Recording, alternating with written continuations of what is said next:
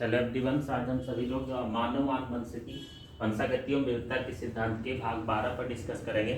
मानव आनुवंशिकी के अंतर्गत फर्स्ट वीडियो सेगमेंट में हम सभी लोगों ने यमज, जुड़वा बच्चे या ट्विंस के बारे में डिस्कस कर लिया था, जहाँ पर हम लोगों ने ये पढ़ लिया था कि ट्विंस क्या है, ट्विंस कितने प्रकार के होते हैं और इनका फॉर्मेशन कैसे होता है।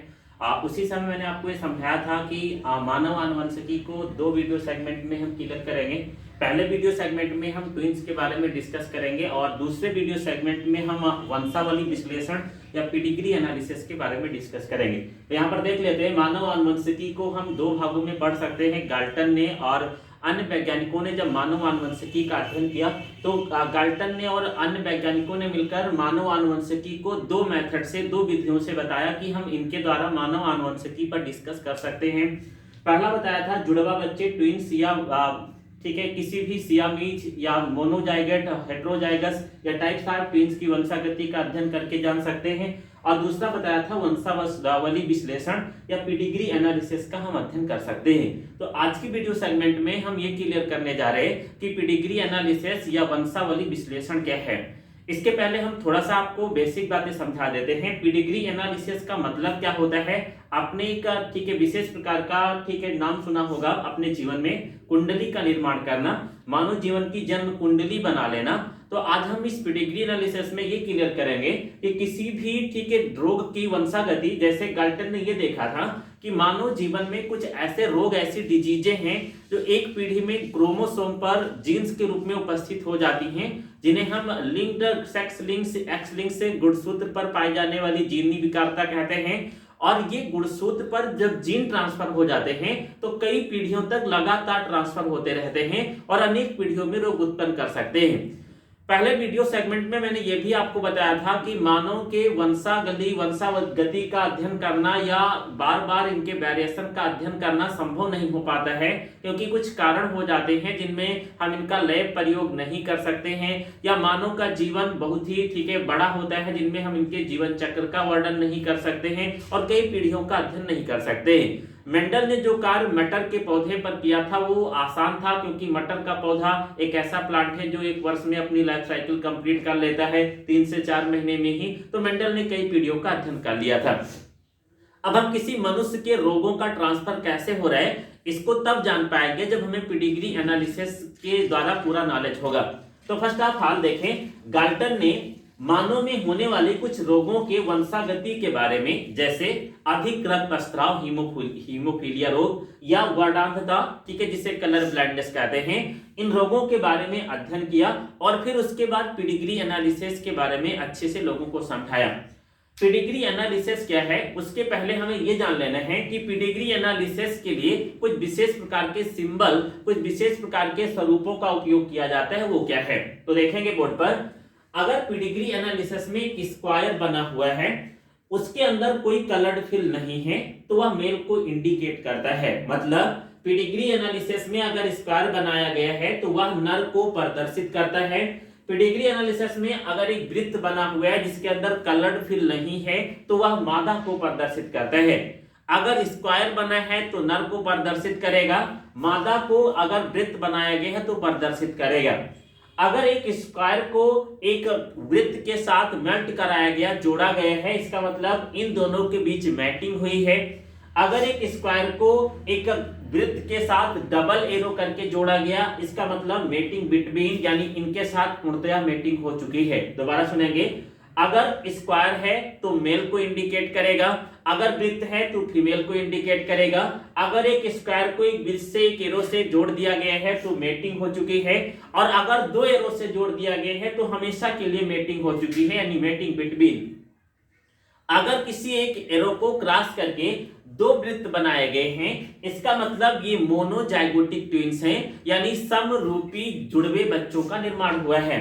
अगर एक स्क्वायर तथा एक वृत्त को जोड़ा गया है तो इसका मतलब ये डाइजाइगोटिक ट्विंस हैं, यानी एक विशेष प्रकार का मेल और एक फीमेल के रूप में ट्विंस हो सकते हैं। हमने पिछले वीडियो सेगमेंट में क्लियर कर रखा है कि डाइजाइगोटिक और मोनोजाइगोटिक ट्विंस क्या होते हैं। अगर एक पेरेंट यानी एक मेल को एक फीमेल के साथ मेल्ट कराकर फिर नेक्स्ट जनरेशन देखा गया तो एक लड़की, एक लड़का और एक लड़की उत्पन्न हुई है, मतलब ये पेरेंट और चिल्ड्रेन यानी एक जनक और एक पीढ़ी को इंडिकेट कर रहे हैं। इन बातों को अच्छे से आप समझने का प्रयास करेंगे और इनको अच्छे से आप रटने का भी प्रयास करेंगे, तब जाकर आप पेडिग्री एनालिसिस के चार्टों को कंप्लीट सॉल्व कर पाएंगे। अगला देखेंगे, अगर एक एरो से किसी स्क्वायर को तिरछा नोट कर दिया गया, इसका मतलब ऑफ स्प्रिंग अननोन सेक्स, यानी अगली पीढ़ी में जो किसी संतान का जन्म हुआ है उसे पता नहीं किया जा सकता कि वह लड़का है या लड़की है, इसका मतलब हुआ ऑफ स्प्रिंग अननोन सेक्स। अगर एक वृत्त को कलर्ड करके पॉइंट्स के रूप में इंडिकेट किया जाता है, मींस एबॉर्शन या स्टेवेट ऑफ स्प्रिंग, यानी जन्म के पहले ही उस ऑफ स्प्रिंग को गर्भपात के रूप में एबॉर्ट करा के नष्ट कर दिया गया है। अगर दोनों ठीक स्क्वायर और वृत्त कलर्ड कर दिए गए हैं, इसका मतलब अफेक्टेड इंडिविजुअल्स यानी दोनों नर व मादा किसी रोग से, जेनेटिक डिसऑर्डर से प्रभावित हो सकते हैं। अगर स्क्वायर और वृत्त को आधा आधा कलर किया गया है, इसका मतलब हेट्रोजाइगोट्स, अलग अलग प्रकार के ठीक है जाइगोट्स का फॉर्मेशन हुआ है। अगर किसी एक वृत्त को बीच में कलर्ड किया गया, इसका मतलब carrier X linked recessive traits, यानी यह फीमेल किसी एक्स लिंक्ड डिजीज को कैरियर कर चुकी है और अगली पीढ़ी में ट्रांसफर करेगी। अगर हम किसी एक एरो पर दो वृत्त बनाते हैं और दोनों को एक एरो से इंडिकेट करते हैं, इसका मतलब हम यहाँ पर डेथ रेट शो कर सकते हैं। मान लीजिए हमने यहाँ पर लिखा 1 2 12, इसका मतलब इसकी मृत्यु 1 2 12 को हुई है। मान लीजिए हमने लिखा 2 6 14, यानी इसकी मृत्यु 2 6 2014 को हुई है, यानी हम ये डेथ का समय इंडिकेट कर सकते हैं। हम एक बार पुनः इसको रिवाइज करेंगे और फिर एक चार्ट को सॉल्व करेंगे। आप अच्छे से समझ रहे होंगे और अच्छे से इसे तैयार करने का प्रयास करेंगे। अगर कोई स्क्वायर है तो नर को इंडिकेट करेगा, अगर कोई ठीक है वृत्त है तो फीमेल को इंडिकेट करेगा, अगर दोनों के बीच एक एरो है तो एक मैटिंग को इंडिकेट करेगी, अगर दोनों के बीच दो एरो है तो मैटिंग बिटवीन इंडिकेट करेगी, अगर दो वृत्त को एक एरो से जोड़ा गया है, इसका मतलब मोनोजाइगोटिक ट्विंस है, एक वृत्त को एक स्क्वायर से एरो से जोड़ा गया है, डाइजाइगोटिक ट्विंस हैं। अगर ठीक है एक स्क्वायर एक वृत्त और फिर स्क्वायर वृत्त स्क्वायर हैं, इसका मतलब ये पेरेंट और नेक्स्ट पीढ़ी ऑफ स्प्रिंग के रूप में चिल्ड्रन को प्रदर्शित कर रहे हैं। अगर स्क्वायर तिरछा एरो से जोड़ा गया तो ये ऑफ स्प्रिंग का सेक्स यानी लिंग निर्धारित नहीं है कि नर है या मादा है। अगर एक बिंदु को एरो से जोड़ा गया तो ये बॉर्सेट कराया गया है, स्टिलाइट कराया गया है। अगर दोनों स्क्वायर और वृत्त को कलर्ड किया गया मतलब ये अफेक्टेड हैं, किसी रोग से ग्रसित हैं। अगर दोनों में आधा आधा कलर किया गया तो ये हेट्रोजाइगोटिक हो सकते हैं, किसी दूसरे प्रकार के युग्मनज से निर्मित हो सके हैं। अगर एक वृत्त को बीच में कलर किया गया, इसका मतलब ये कैरियर एक्स लिंक्ड डिजीज के ट्रेट्स हैं, यानी ये फीमेल अगली पीढ़ी में रोग ले जा सकती है। अगर किसी दो स्क्वायर को एक एरो से जोड़ा गया, इसका मतलब यहाँ पर डेथ रेट या किसी मृत्यु के समय को इंडिकेट किया जाता है। अब हम एक पेडिग्री एनालिसिस देख लेते हैं। एक पेडिग्री एनालिसिस के चार्ट में क्या क्या दिखाया जा रहे हैं। This is the first generation, ये पहली जनरेशन है, इसमें एक मेल को एक फीमेल के साथ मेल्टिंग कराई गई है। इसके प्रथम पीढ़ी में एक मेल, एक फीमेल और एक मेल जन्म लेता है, यानी यह नर है और यह मादा है, दोनों के बीच मेल्टिंग हुई है। प्रथम पीढ़ी में एक नर संतान का जन्म होता है, जो आप देख रहे कलर्ड नहीं है, मतलब यह किसी डिजीज का कैरियर नहीं है। दूसरे में देखेंगे एक फीमेल, ठीक है, जिसको कलर्ड किया गया, इसका मतलब इसका फीमेल के अंदर कोई एक्स लिंक्ड रिसेसिव डिजीज है जो कैरियर का कार्य कर रही है। तीसरे में देखेंगे 5वें नंबर पर एक मेल है जो कैरियर, एक फीमेल है जो कैरियर नहीं है। और लास्ट में देखेंगे 7वें नंबर पर एक मेल है जो किसी डिजीज का वाहक है। साथ में देखें उस मेल का विवाह एक फीमेल के साथ होता है, उस फीमेल का विवाह एक मेल के साथ किया जाता है, एक फीमेल का विवाह मेल के साथ किया जाता है, देन मेल का विवाह फीमेल के साथ होता है। तो this is the second generation. इसमें 1 2 3 4 5 6 7 8 ये 8 जनक एक साथ कार्य कर रहे हैं ऑफस्प्रिंग के रूप में।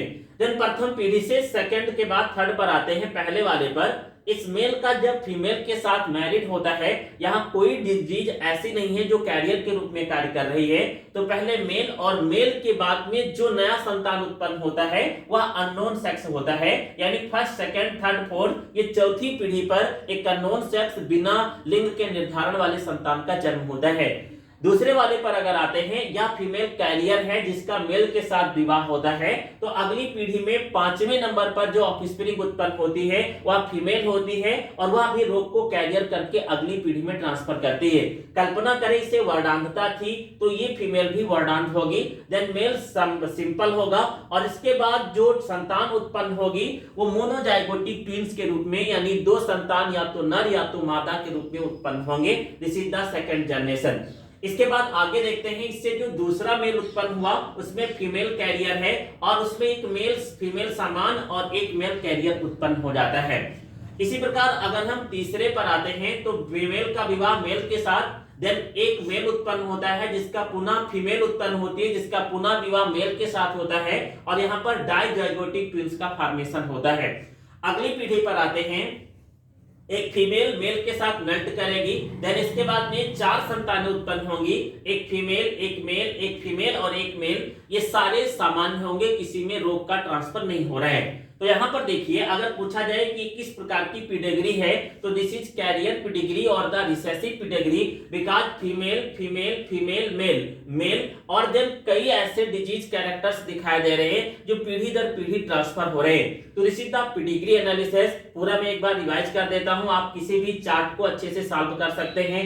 अगर पिडेग्री एनालिसिस में स्क्वायर बनाया गया तो मेल, अगर वृत्त बनाया गया तो फीमेल, स्क्वायर और वृत्त के बीच में एक एरो है तो वो इंडिकेट कर रही है मैटिंग को, डबल एरो है तो मैटिंग बिटवीन, अगर उसमें दोनों ठीक है वृत्त एक साथ एरो से जुड़े हैं तो होमोजाइगोटिक ट्विंस या मोनोजाइगोटिक ट्विंस, अगर अलग अलग प्रकार के एक एरो, एक स्क्वायर और एक वृत्त है तो वो डाइजाइगोटिक ट्विंस को फॉलो कर रहे हैं। अगर ठीक है एक ऑफस्प्रिंग मेल और फीमेल के साथ कई संतान दिखाई दे रहे हैं, यानी पेरेंट और चिल्ड्रेन को शो किया जा रहे हैं। अगर स्क्वायर तिरछा बना हुआ है और एरो से जुड़ा है तो ऑफस्प्रिंग का नॉन सेक्स यानी उसकी संतान का लिंग पता नहीं है। अगर एक बिंदु से ठीक है एक एरो को जोड़ी गई है, इसका मतलब उस संतान को जन्म लेने से पहले ही नष्ट कर दिया गया। अगर दोनों वृत्त और स्क्वायर को कलर किया गया मतलब दोनों इफेक्टेड हैं। अगर आधा आधा कलर किया गया तो हेटेरोजाइगोटिक्स हैं।